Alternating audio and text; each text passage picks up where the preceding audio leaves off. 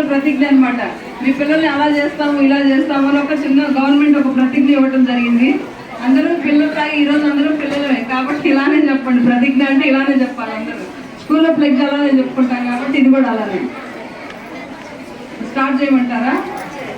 పాఠశాల విద్యార్థి, తల్లి, తండ్రి, సంరక్షకుడునైన నేను మా పిల్లలను ప్రతిరోజు క్రమం తప్పకుండా పాఠశాలకు పంపుతానని, పాఠశాల అనంతరం వారి చదువుకు ఇంటి వద్ద ఎలాంటి ఆటంకం కలగకుండా సహకరిస్తానని, బడి బయట పిల్లలు లేని గ్రామంగా తీర్చిదిద్దడానికి తోడ్పాటు అందిస్తానని తెలియజేస్తున్నాను.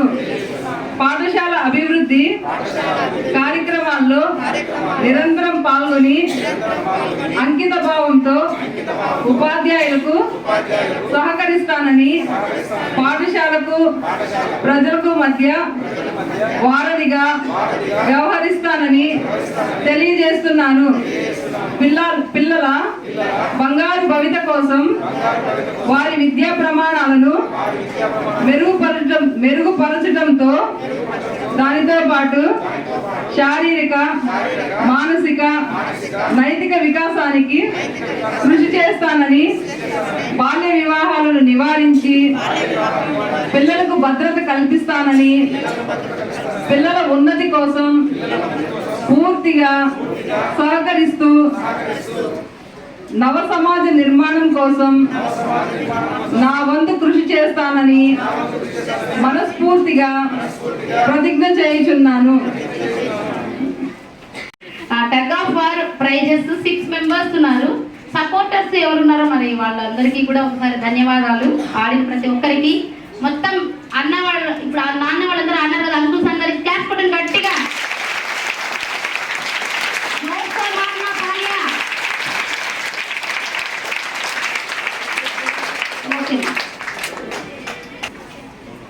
మదర్షా వల్లి,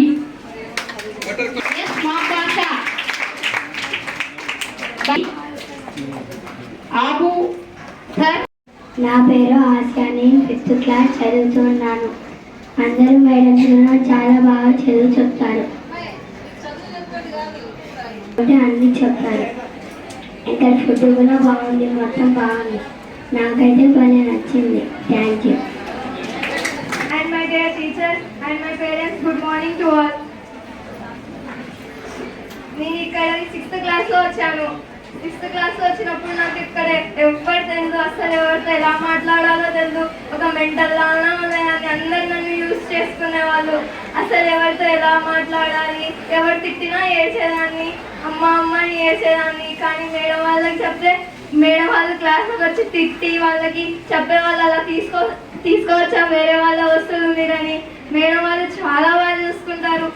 మేము క్లాస్ వింటున్నప్పుడు కూడా, మేము క్లాస్ వింటున్నప్పుడు నిద్రపోతారని మధ్యలో మాకు జోక్గా ఉంటారు మేడం. ఏదో ఒక జోక్ చేస్తే అలర్ట్ అయిపోతారని జోక్గా మన ఫ్రెండ్లీగా క్లాస్ చెప్తే కూడా గుర్తుండిపోయేలా చెప్తారు మా మేడం వాళ్ళు. అసలు ఆ క్లాస్ ఇంకా మర్చిపోకూడదు. నిద్ర వస్తే కూడా అలాంటి క్లాస్ వినాలి, అలా చెప్తారు. కానీ నేను ఒక్కడే ఫీల్ అవుతున్నాను. 10th అయిపోయిన తర్వాత ఇక్కడ నుంచి వెళ్ళిపోతాను. మళ్ళీ మా మేడం సోదరు అందరినీ మిస్ అవుతాను.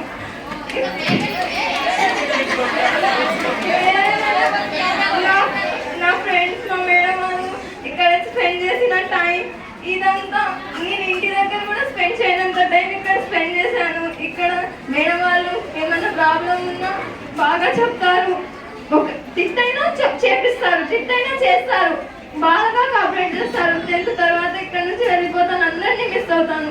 అందుకోసం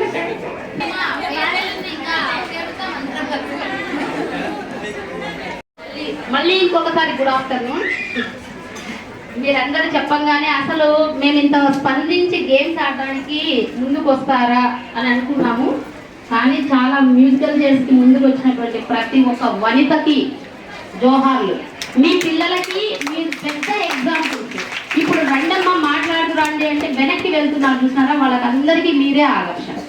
అసలు చూసారా అమ్మ వాళ్ళు ఎంత బాగా వచ్చినారో ముందుకు ఆడదాం రండి అనగానే కాబట్టి స్పోర్టివ్గా గెలుస్తామా గెలవమా అనేది పక్కన పెట్టండి. ఫస్ట్ చెప్పంగానే ఏం చేయాలా, పార్టిసిపేషన్ చాలా ఇంపార్టెంట్. పార్టిసిపేట్ చేసినటువంటి ప్రతి ఒక్క మదర్కి గట్టిగా క్లాస్ కొట్టండి.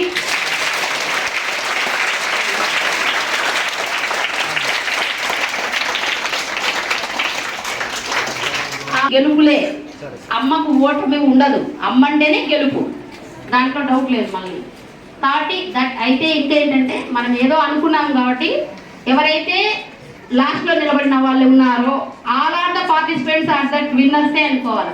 ఎందుకంటే 50 మందిలో 10 మంది ముందుకు వచ్చినారంటే వాళ్ళు విన్నర్సే కదా, ఆ 10 మంది కంటే ముందుకు వచ్చినట్టే. సో దట్ మనం జస్టిఫై చేసేవాళ్ళు జస్ట్ ఇది ఒక గేమ్ కాబట్టి ఏదో మనం స్పోర్టివ్గా తీసుకొని ఇక్కడ వచ్చినటువంటి winners first prize S Shaheen garu, mother, daughter పేరు Mahin Ayesha, 7th and 5th class mother.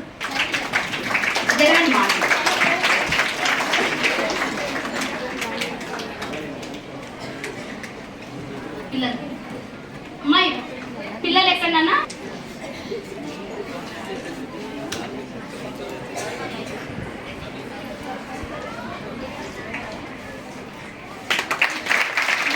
Next 6th class mother.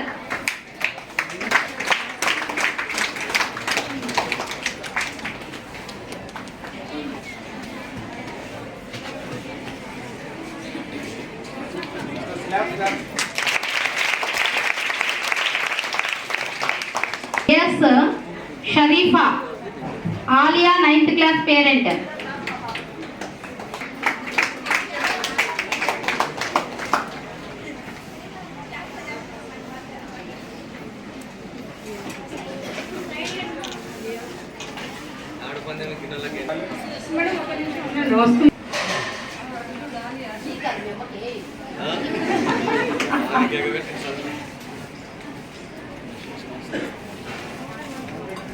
हमारे बच्चे अच्छा पढ़ रही है, हमारे बच्चे मैडम ना से पढ़ाने का तो बच्चे हम कर दी, हमारे बचाना अच्छे है और कहने सब पढ़ रहे हैं, खुशी पढ़ रहे हैं। मेरी हमारे माँ बाप का भरोसा नहीं, मैडम उन्हें को पढ़ो भरोसा रहने को पढ़ाते नहीं।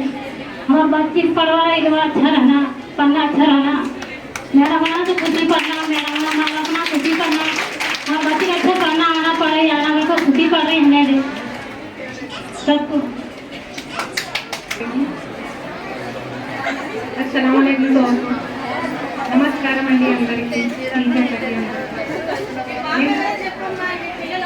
మా పేరు Sadia madam, class 9th class. మా పాప వచ్చినప్పటి నుంచి బాగా చదువుకుంటుంది మేడం.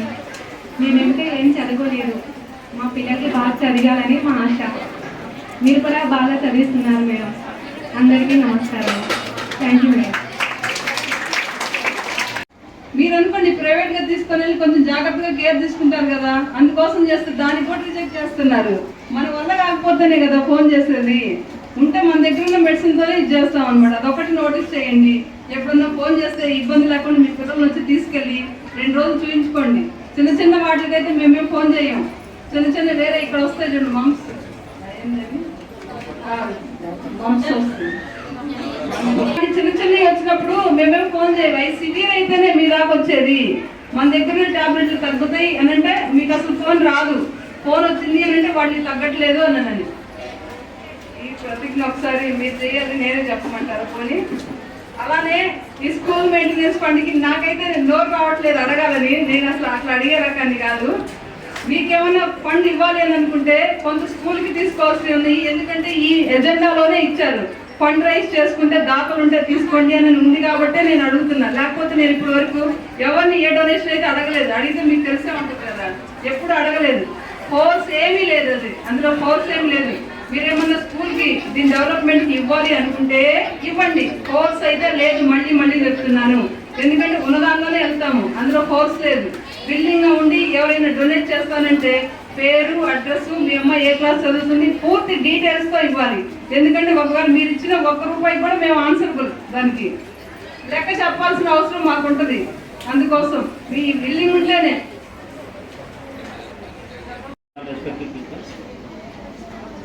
గురు బ్రహ్మ గురు విష్ణు గురు సాక్షాత్ పరబ్రహ్మ తస్మై గురువే నమః.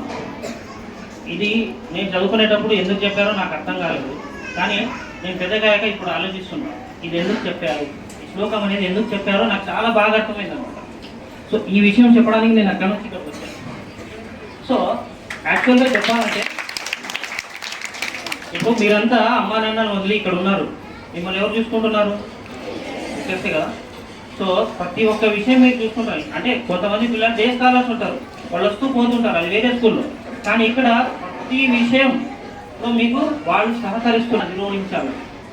అంటే మీకు ఈ మాటలు అర్థం కావు. ఇప్పుడు నేను ఎందుకు చెప్తున్నానంటే కొంతమంది పిల్లలు బయట ఉన్నారు, వాళ్ళకి చదువుకోవడానికి అవకాశాలు చాలా ఉన్నాయి ఇప్పుడున్న పరిస్థితుల్లో. కానీ వాళ్ళకి అవేర్నెస్ లేదు, అవగాహన లేదు, కాబట్టి వాళ్ళు బయట ఉన్నారు. కానీ మీ అమ్మ నాన్నలకి ఈ అవగాహన ఉంది కాబట్టి మీరు ఇక్కడికి వచ్చారు, మీకు ఇంత మంచి టీచర్స్ ఉన్నారు కాబట్టి ఈ అవకాశాన్ని మీరు కరెక్ట్గా యూజ్ చేసుకుంటే మీరు అంటే ఇక్కడ ఉండేది అమ్మాయిలే కాబట్టి మీకు గవర్నమెంట్ ఇచ్చే సదుపాయాల గురించి నేను ఇప్పుడు చెప్పబోతున్నాను. ఒక 2 నిమిషాలు మేడం. సో గవర్నమెంట్ ఆడపిల్లల కోసం ఆల్రెడీ మన పార్లమెంట్లో బిల్ కూడా పాస్ చేసేసింది 33% రిజర్వేషన్ కదా. సో దానివల్ల ఏమవుతుందంటే వచ్చే ఫ్యూచర్లో మేబీ 50% అవ్వచ్చు. సో కాబట్టి ఇప్పుడు మీరు ఎక్కడైనా ఆఫీస్లోకి వెళ్తే అందరూ జెంట్సే ఉంటారు కదమ్మా, జెంట్సే ఉంటారా, లేడీస్ తక్కువ ఉంటారు, 1 2 3 ఉంటారు. సో మీరు ఇంతమంది చదువుకుంటున్నారు, మీకు ఇన్ని సదుపాయాలు ఉన్నాయి, తర్వాత మీకు రిజర్వేషన్ కూడా ఉంది కాబట్టి మీకు ఖచ్చితంగా ఫ్యూచర్లో జాబ్స్ వస్తాయి. మీకు జాబ్స్ వస్తే ఎవరు బాగుపడతారు? మీ అమ్మ నాన్నలే కదా. అంటే మీరు బాగుపడతారు, మీ వల్ల మీకోసం కష్టపడ్డ అమ్మ నాన్నలు చాలా బాగుపడతారు, వాళ్ళు చాలా హ్యాపీగా ఫీల్ అవుతారు.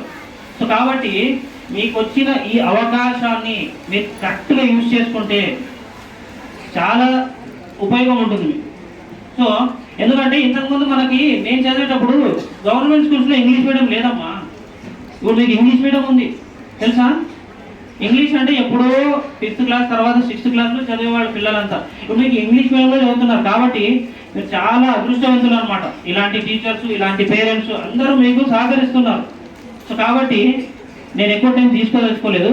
సో మీరు ఇక్కడున్న సదుపాయాల్ని అన్నిటినీ యూజ్ చేసుకుని మీరు కనుక సక్సెస్ సాధిస్తే అదేమంటారు, ఈ సక్సెస్కి అనుభవించే వాళ్ళు మీరే అవుతారు. సో ఫ్యూచర్లో ఎందుకంటే ఇప్పుడు సపోజ్ ఒక ఎగ్జాంపుల్ చెప్తానమ్మా, భార్య భర్తలు ఉంటారు, వాళ్ళలో ఇప్పుడు భర్త పని చేస్తున్నాడు, భార్య పని చేయట్లేదు, ఇంతవరకు జరిగిన విషయం. కానీ వచ్చే ఫ్యూచర్లో ఎట్లుంటుందంటే ఇద్దరు పని చేయాలి, ఇద్దరు పని చేస్తేనే ఇల్లు గడుస్తుంది, ఇద్దరు పని చేస్తేనే మీకు ఖర్చులు డబ్బులు వస్తాయి. సో కాబట్టి అలాంటప్పుడు మీరు ఏదో కూలి పని నాలి పని చేసే బదులు మీరు బాగా చదువుకుంటే మీకు జాబ్ వస్తుంది. గవర్నమెంట్ జాబ్ అనే కాదు, ప్రైవేట్ జాబ్ వచ్చినా పర్లేదు మీకు. సో ప్రైవేట్ జాబ్ వచ్చినా మీకు బాగుపడతారు కదా. సో ఇప్పుడున్న మన ఇండియా డెవలప్ అవుతుంది కదా, అందరికీ తెలుసు కదా, ఇండియా బాగా డెవలప్ అవుతుంది. సో మీరు ఒక 10 సంవత్సరాలు 15 సంవత్సరాల వరకు India maybe today India is 5th largest economy, maybe 3rd economy it will become, 2nd maybe will reach to 2nd. So కాబట్టి ప్రపంచంలో మనమే ముందుంటాం, మీరు ముందుంటారు ఫస్ట్. పెద్దవాళ్ళు చెప్పారు దేశం అంటే మట్టి కాదు, దేశం అంటే మనుషులు అని. ఎందుకు చెప్పారు తెలుసా ఇది? సో దేశం అంటే మనుషులు కాబట్టి మీరే, ఇండియా అంటే ఎవరో కాదు మీరే. Okay, thank you. బాగా చదువుకోండి. పిల్లలకు వచ్చిన దగ్గర నుంచి చాలా మంది కొంతమంది పేరెంట్స్ని నేను మీకు ఒక నెగిటివ్ అయితే చెప్తాను, అది పాజిటివ్ కాదు. వచ్చిన తర్వాత మీకు సరిగ్గా పెడుతున్నారా, ఏ టీచర్ అయినా కొడుతున్నారా, నీకు పెట్టట్లేదా, ఇలాంటి క్వశ్చన్లు అడగద్దు వాళ్ళని. ఎందుకంటే మేము మా పిల్లల్లాగే చూసుకుంటాము. ఇంకా పర్టికులర్ అసలు మీ చుట్టుపక్కల ఎక్కడ ఎంక్వైరీ చేస్తే సూపర్గా పెట్టిస్తాను, అందులో డౌటే లేదు. మీరు ఏం అడగాలి, మీకు ఆ టీచర్ చెప్తున్నారా, ఈ టీచర్ చెప్పట్లేదా, ఈ అడగాలి. ఆయన అడిగింది అసలు కరెక్ట్ అంటే అంత కరెక్ట్. వచ్చి అలాంటి మాటలు కాదు, మీరు వాళ్ళు కొడుతున్నారా వీళ్ళు కొడుతున్నారా అని అంటే అసలు భయభక్తులు లేకపోతే మాకు వచ్చే నష్టం ఏం లేదు. పిల్లలకి భయభక్తులు నేర్పిస్తాం మేము, అవి లేవనుకో మాకు వచ్చే నష్టం ఉండదు. 10th వెళ్ళి బయటకు వెళ్ళిపోతారు, 10th అయిన తర్వాత మీ పిల్లలు మీతోనే ఉంటారు, అప్పుడు మీకే ఎదురు తిరుగుతారు. మాతోనే ఉండేది వాళ్ళ లైఫ్ లాంగ్ మీతోనే కదా. సో ఒక టీచర్ పొరపాటున ఏదన్నా వాళ్ళకి ఏదైనా చెప్తున్నా కూడా మీరు ఖండించకూడదు. వచ్చి అంటే వీళ్ళు కొట్టేసేసి మీ పిల్లలకి ఏ హాని చేయరు, వాళ్ళ పిల్లలాగే చూసుకుంటారు. అవసరమైనప్పుడు కొన్ని అటు ఇటుగా జరుగుతూ ఉంటాయి. దాన్ని భూతద్దంలో పెట్టి మా మేడం వీళ్ళు కొట్టేశారు వీళ్ళు కొట్టేశారంటే ఎవరు పిల్లలకి హర్ట్ అయ్యేలాగా అంత ఇదయ్యేలాగా ఎవరు కొట్టం. ఎందుకంటే వాళ్ళు మా పిల్లలు అంటోళ్లే కదా. సో మీరు రావటం ముందు ఏమడగాలి అంటే మీ పిల్లల్ని ఎక్కడి దాకా సిలబస్ అయింది, టైంకి సిలబస్ అవుతుందా లేదా, ఆ టీచర్ క్లాసులకు వచ్చి చెప్తున్నారా లేదా, మీకు ఎంతవరకు అర్థమైంది, అర్థం కాని మళ్ళీ మీరు లేచి అడుగుతున్నారా లేదా. మీ పిల్లలకి ఇలాంటి ఎడ్యుకేట్ చేయాలి. అలా చేసిన రోజు మీ పిల్లలకు నిజమైన చదువు వస్తుంది. అలా కాకుండా పెడుతున్నారా, తింటున్నారా, పండుకుంటున్నారా అంటే అవే వస్తాయి. మీరు దేని మీద కేర్ తీసుకుంటే అదే వస్తుందా కదా. నేను అందుకే ముందే చెప్పాను, ఇది ఒక నెగిటివ్ అయితే చెప్తున్నాను. దీన్ని మరి మీరు పాజిటివ్గా రిసీవ్ చేసుకుంటారో లేదో నాకు తెలియదు. ఇంకొకటి మేము బెటర్గా చేయడానికి పోయినసారి కూడా ఇప్పటి వరకు ఎప్పుడు కూడా 100% రిజల్ట్ లేదు. పోయినసారి 100% తీసుకొచ్చాం 10th లో. మళ్ళీ ఈ మండలంలోనే టాప్ 584 వచ్చినాయి. ఎందుకు ఇప్పుడు కాకపోయినా 10th అయినా వాళ్ళు స్పెషల్ కేర్ తీసుకొని నైట్ 10 దాకా ఎర్లీ మార్నింగ్ కానీ లేట్ నైట్లు కానీ చదివిస్తానే ఉంటాం. ఎందుకు వాళ్ళు చదవాలనే కదా. వాళ్ళకి నిజమైన చదువు కూడా నేర్పడానికి ట్రై చేస్తుంటే కొంతమంది అడ్డుపడుతున్నారు. నిజమైన చదువు అంటే సొసైటీలోకి వెళ్ళిన తర్వాత ఎలా ఉండాలి ఏంటి అనేది దానికి మీరు కూడా కోఆపరేట్ చేయాలి. నా బాధ ఏంటంటే బయటికి వెళ్ళిన తర్వాత కనీసం ఇంగ్లీష్లో బస్ పేరు ఉన్నాయి పక్కన లేదా అడ్రస్ తీసుకొచ్చి ఒక చీటీ ఇచ్చేసి ఇది ఎక్కడ చెప్పండి అని అంటే మన పిల్లలు తెల్లమొహాలు వేయకూడదు. ఎవరు మీకు చదువు చెప్పింది అని అంటారు. ఎవరు చెప్పింది? మేమే కాదు. నాకు ఇది రాకూడదు అని మేము తప్పన పడుతున్నాము. ఏదైనా పిల్లలు ఇది అడిగినా అది అడిగినా టక్కుమని చెప్పేలా అలా తీర్చిదిద్దడానికే చూస్తున్నాము. దానికి మీ కోఆపరేషన్ కూడా ఉండాలి. ఇంకొకటి పేరెంట్స్ని ఇన్సల్ట్ చేస్తున్నానని కాదు, నేను ఇక్కడ నుంచి గేట్కి రోజు ఓన్లీ సెకండ్ సండే మాత్రమే ఓపెన్. రోజు తాళం వేయించేద్దాం అనుకుంటున్నాను. ఎందుకంటే సడన్గా కొన్ని క్లాసులు వాళ్ళు డ్రింక్ చేసి వచ్చారు స్కూల్లోకి. నా రూమ్కే వచ్చి నన్ను పొగడుతున్నారంటే నన్ను పొగడాలని నేను కోరుకోను. నాకెందుకు పొగడతలు? మీ పిల్లలకు చదువు రావడమే కదా కావాల్సింది. నేనేం పొగడతల కోసం కాదు కదా పనిచేస్తుంది. సో వచ్చి మీరు అది మేడం ఇది మేడం అన్నది ఆయన అక్కడి నుంచి మాట్లాడి వెళ్ళమంటే వెళ్ళట్లేదు. ఆ స్మెల్ కానీ అది కానీ ఇంకా వాళ్ళతో ఎందుకు ఆర్గ్యుమెంట్ అని మేడం మీరు ఇదే మేడం మీరు అది మేడం మీరు అలా చేస్తారు మేడం ఇదిలో ఉన్నారు ఫుల్ డ్రింక్ చేసి వచ్చి. సో అలాంటి నా దాకా వస్తే ఇప్పుడు నేను డీల్ చేయగలుగుతాను. ఇప్పుడు పిల్లలందరూ ఉంటారు కదా. సో ఆ ఉద్దేశంతోనే, అంతేగాని మిమ్మల్ని కించపరిచి మిమ్మల్ని గేట్ బయట నించోబెట్టే ఉద్దేశం అయితే నాకు లేదు. నేను నీతో నేను మేడంతోనే మాట్లాడాలని తోసుకొని నా రూమ్కి వచ్చేసేసారు. సో నా రూమ్కి వస్తే ఒక్కదాన్ని నేను ఉంటాను కాబట్టి వీళ్ళు ఉంటారు. నేను పెద్దదాన్నే కదా, నేనేం చిన్నపిల్లని కాదు కదా.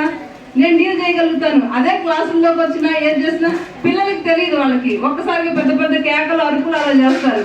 వాళ్ళ మంచి కోసమే ఓన్లీ సెకండ్ సండే మాత్రమే పేరెంట్స్ని ఎలా చేద్దాం అనుకుంటున్నాము. మిగతా అప్పుడు సిక్గా ఎవరన్నా అన్నారు అంటే ఎవరికైనా బాగోలేదనుకోండి, జ్వరం వచ్చినా వాళ్ళు వచ్చినా కూడా ఆ పేరెంట్స్కి మేము స్పెషల్గా ఫోన్ చేస్తాము. వాళ్ళు ఇక్కడికి రంగాల్లో ఫోన్ చేస్తే గేట్ ఓపెన్ చేస్తాము. వాళ్ళ పాపను చూసుకొని వాళ్ళ పాపని అవసరమైతే తీసుకెళ్ళొచ్చు. ఇదైతే ఇంప్లిమెంట్ చేద్దాం అనుకుంటున్నాము. రోజు గేట్ అయితే వెళ్దాం అనుకుంటున్నాము. సెకండ్ సండే మాత్రం మీరు రండి విజిటింగ్కి.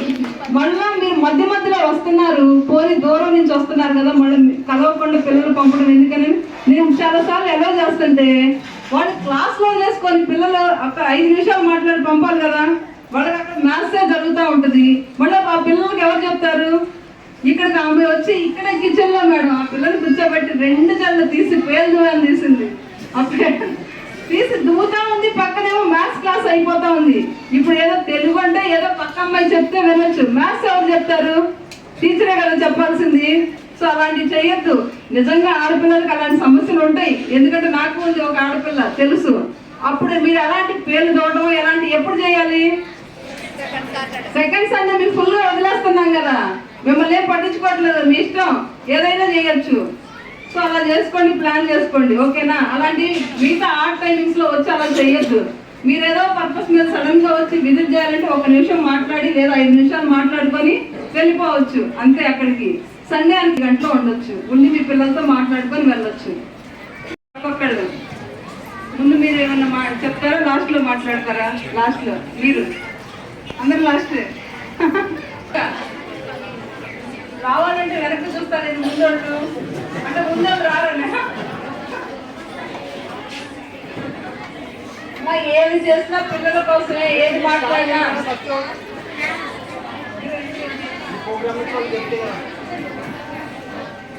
అక్క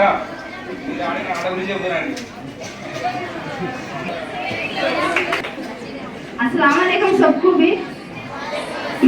पहले हमारे बच्चे ज्वाइन करी मैं, मेरे को बहुत पसंद आ के मेरे भाई के बच्चे तो तीनों को ज्वाइन कर दूँ, लेकिन बहुत अच्छा क्लासेस, बच्चों को केयर बहुत अच्छा ले रही पेरेंट्स सॉरी टीचर्स को मेरे वजह से अस्सलाम वालेकुम सबको भी शुक्रिया, बहुत अच्छा बोल रही क्लासेस।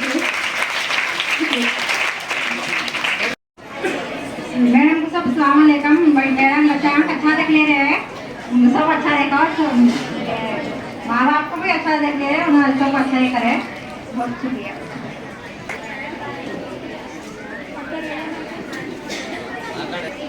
ఉపాధ్యాయులందరికీ నా నమస్కారము. నా పేరు మదన్ షావాలి. నా కూతురు మెహరూన్ 6th క్లాస్ అవుతా ఉంది. టీచర్స్ బాగా కేరింగ్ తీసుకుంటున్నారు అన్నది, ఫుడ్ విషయంలో కూడా బాగానే ఉందన్నారు. కాకపోతే ఒక విషయం ఏంటంటే మా పిల్లలు కాకుండా మీ పిల్లలుగా తగనించి బాగా మంచి ఉత్తీర్ణత సాధించాలని మా పిల్లలతో కోరుకుంటున్నాము మేడం. అందరూ బాగా చూసుకోవాలని ఇది నా విశేషం. ఫుడ్ విషయంలో కూడా బాగానే ఉందంటున్నారు. ఏమన్నా లోటుపాట్లు ఉంటే కూడా ఏమన్నా సరిదిద్దుతారని అనుకుంటా ఉన్నాము. Thank you madam. అందరికీ నమస్కారం. సభకు వచ్చినటువంటి పెద్దలకి, టీచర్స్కి అందరికీ నమస్కారము.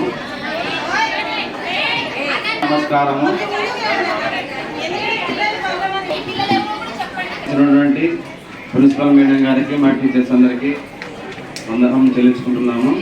ఇక్కడ వచ్చినటువంటి చిన్నారులకి మీకు అందరికీ గుడ్ మార్నింగ్.